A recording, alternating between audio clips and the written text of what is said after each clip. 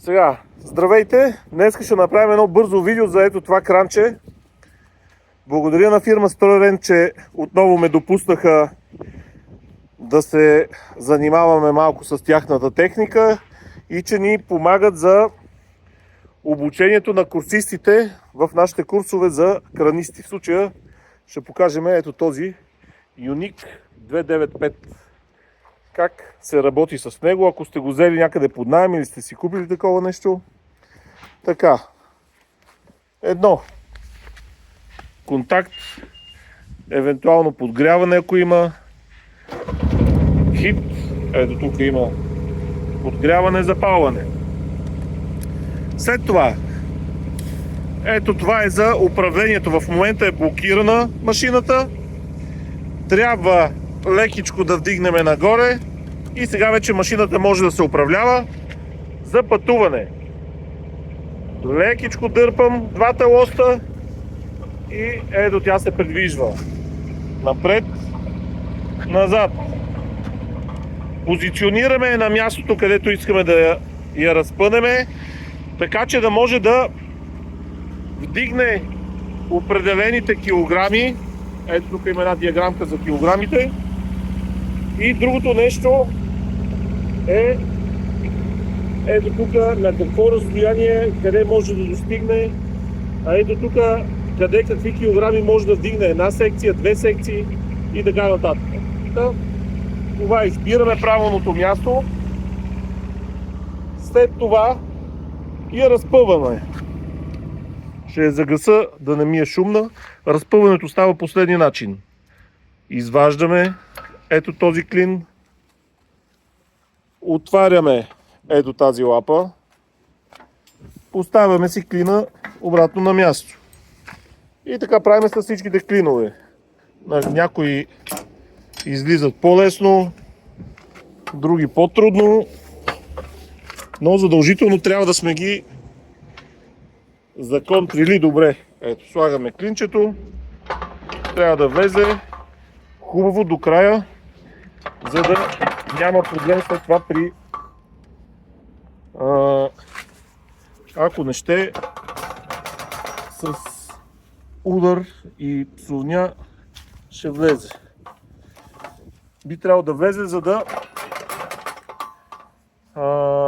няма възможност да се завърти или да падне от стойката. Така, след малко ще му обърна още внимание. От другата страна по същия начин ще ги отвориме ето до зоната, в която искаме да стигнем. В случая тази върви малко по-тегаво. Ето, поставяме клина тук, бутам настрани и би трябвало, ето влезе. Тук по същия начин леко е напрегната. Изваждаме клина, завъртаме, внимаваме нещо да не закачиме, да не скъсаме тук с толкова много неща. Ето ни го клина.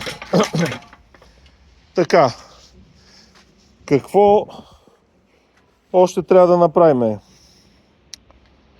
Трябва да разпънеме, ето това, има два варианта.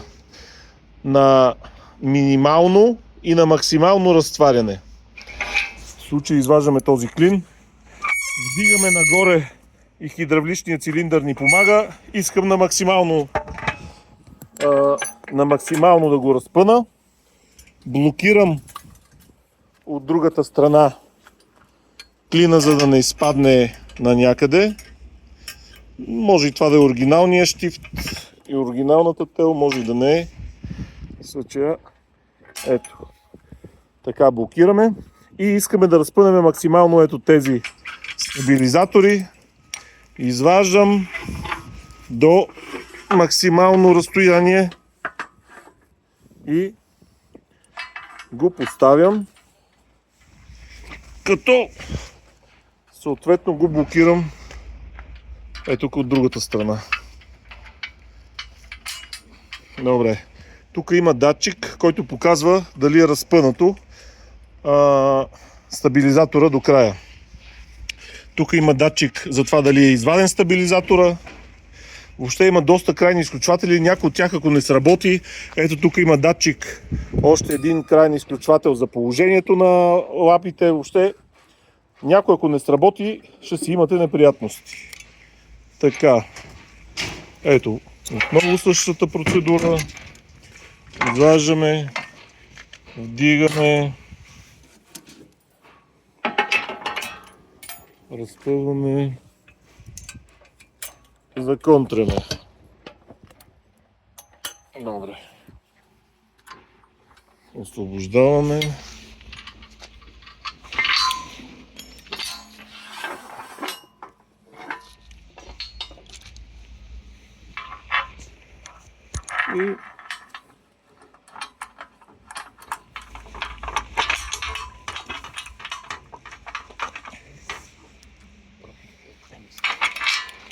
И ето.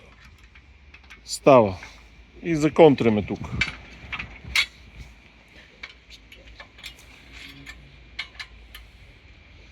Така.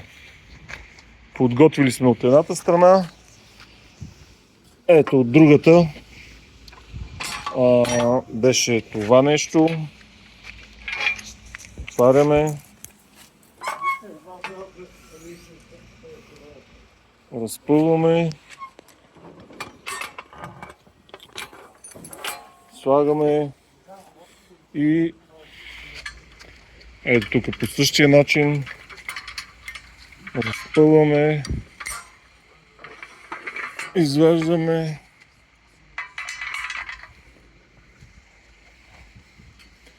Блокираме с... Боби, закъсахме го!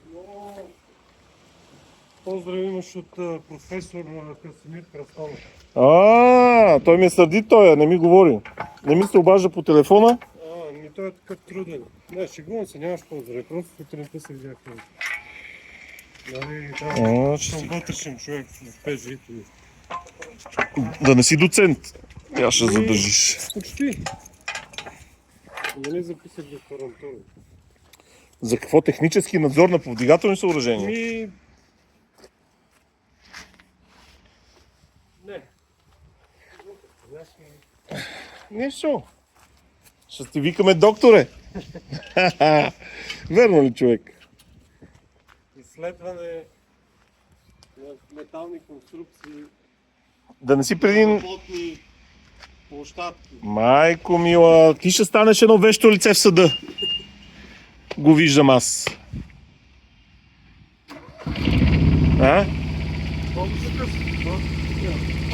Не, готови сме. Мисля, че... тук само разпъваме. Crane mode. Я слагай. Добре. Така.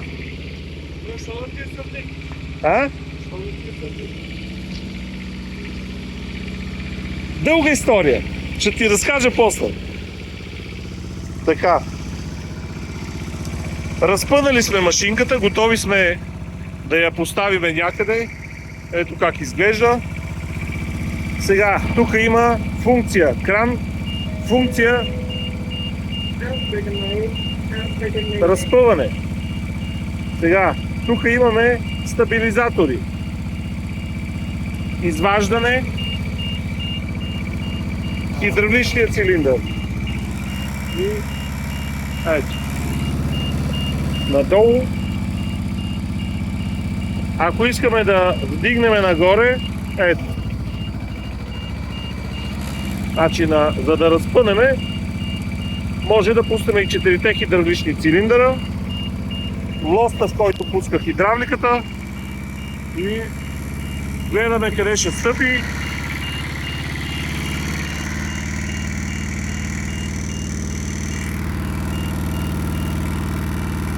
Два стъпват, други два стъпват. Лично аз предпочитам обаче да ги правя два по два. Не я вдига много, да кажем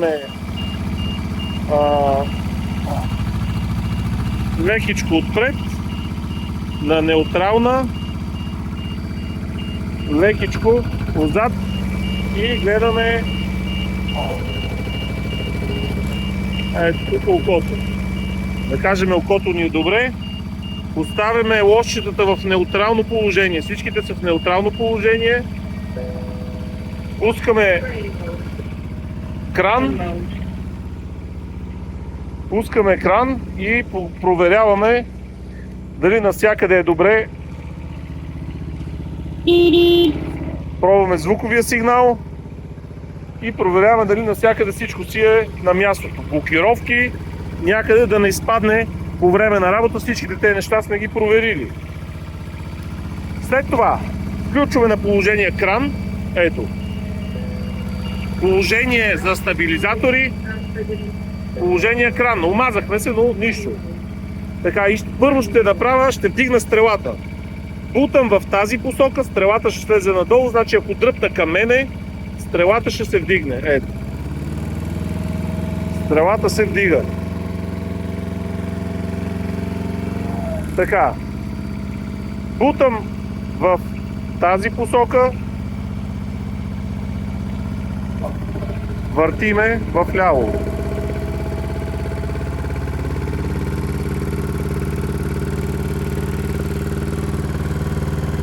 Ето така. Така, искам да разпъна стрелата, само че трябва автоматично да пускам и куката. Защо? Защото ще опре в крайния изключвател. Ето там има един крайен изключвател, който при повдигане нагоре, само да видя как ще го хванеме в един кадър. Ето, вдигаме нагоре и изключва. Проверяваме крайните изключватели. Виждаме ли как стана? Значи ето, дърпам лоста, изключва. Какво още ще стане? Ако бутна, за да разпъвам нагоре стрелата, въжето се изпъва. Ето, въжето се изпъва и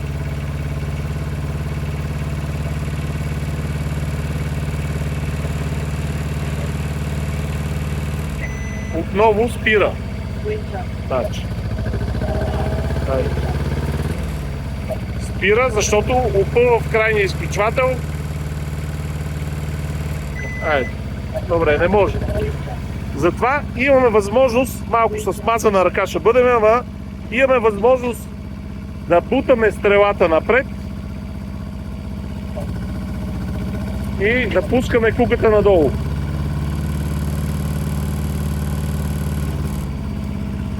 И да ги махна ли тези неща? Да ни мръдни тубите. Така. Ето ни го въртенето. И колегата само ще спре за секунда. През това време искам да ви покажа пак обсек на стрелата, товароподемност. И тук има малък, както видяхте, там има максимално и минимално разпъване на стрелата, а ето тук максимално и минимално разпъване на стрелата, как ще стане. Това е сега. Връщам си въртенето леко настрани и продължавам леко с демонстрацията. Така, демонстрацията ставаше последния начин. За да разпъвам стрелата, е необходимо да я разпъвам с единия лост, ето с този лост напред, и да пускам куката надолу. Ето, пускам куката, разпъвам стрелата и отиваме напред.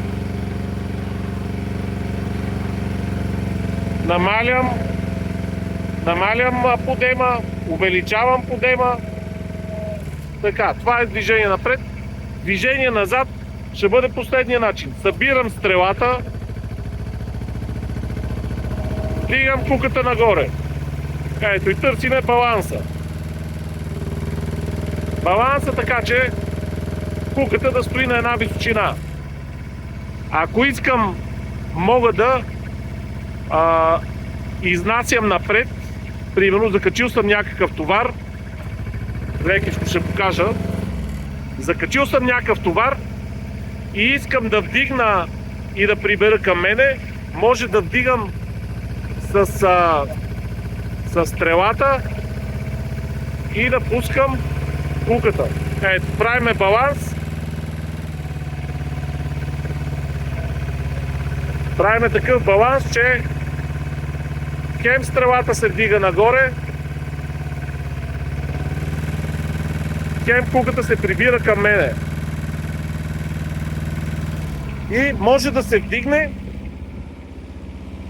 докато не стигне ето този крайен изключвател, който ще спре подема нагоре. Това е за повдигане-спускане. Въртене ляво-дясно. Ще пусна още куката надолу и ще покажа само за бързо какво трябва да правите при въртене. За да не ви се олюлява, трябва да тръгвате бавно. Ето така ще пуснеме. Тръгвам бавно, леко към мене. Ускорявам.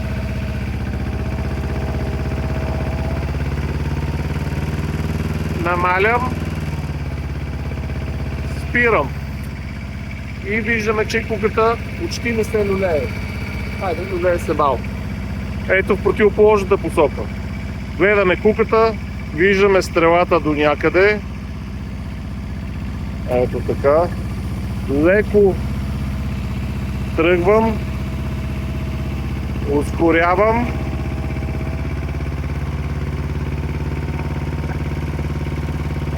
Леко намалям. Спирам. И виждаме, че куката не се люлее. Ако я разлюлея, примерно поради това, че съм тръгнал прекалено бързо, ето така да кажем, правя един мах и спирам, и куката ми се люлее, трябва да я успокоя последния начин. Малко преди да спре в тази посока, дърпам лоста към мене. 3, 2, 1, леко дърпам към мене и куката се успокои. Ако не може, бутам наобратно и така. Това е при олюляване. Ето сега ще олюлея умишлено. Казва се догонване, защото с стрелата догонвам куката. Сега ще догона в ляво. 3, 2, 1, бутам леко в ляво, спирам. Ако не стане отведнъж, бутам леко в ляво, спирам. Ако не съм доволен от резултата, ето куката се успокои.